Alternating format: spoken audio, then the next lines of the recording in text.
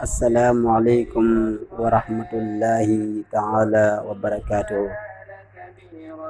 Mbokki jullit yi ñu ngi leen di nuyu yéen ñëpp di leen ziar di leen balu ak te di leen baal ak di ñaan yàlla mu boole ñu jéggal.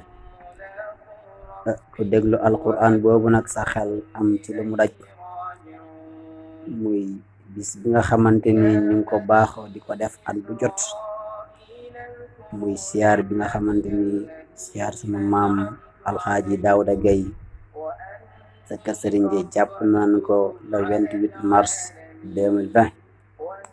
waa ci ndigalu kan? Ci ndigalu suñu maam Amadou Gay al Khalifa ak rakam Cheikh Tidiane Gay ak seeni xarit alxaaji Ousmane Diallo Cowen, ci ndigalu sunu nijaay Magay Gay ak ay rakam. ñu ngi leen koy yëgal nag, di ko yëgal waa Kër Sëriñ Gay ñëpp, rawatina góor jigéen mag ndaw, yëgal nañ ko ñëpp.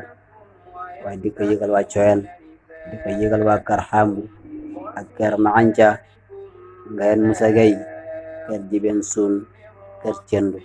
ñu ngi leen koy yëgal ne bu ñu xëyee incha allah dinañ fàcce alquran, bu ñuy jullee tisbaar dinañ arrêté kaamil yi, bu nu paree dal di xewlu, bu nu xewla ba nepp continuer programme bi, bu nu continuer programme ba 5 heures dinañ fa def it cérémonie officielle ci ndigalu suñu waajur rek. sëriñ dinañ fa def cérémonie officielle. ñu ngi sàkko nag teewaayu ñëpp, ñu ñaan yàlla bis boobu yal nañu yàlla may ñu fekkee ak tal ko, may ñu ci xewal yu bëree bëri.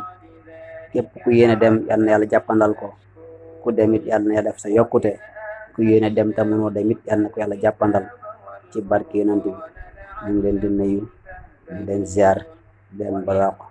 seen mbokkam taalibe alxaaji Mamour Gay ibnu Cheikh Tidiane Gay. wasalaamu aleykum wa rahmatullahi taala wa barakaatuhu.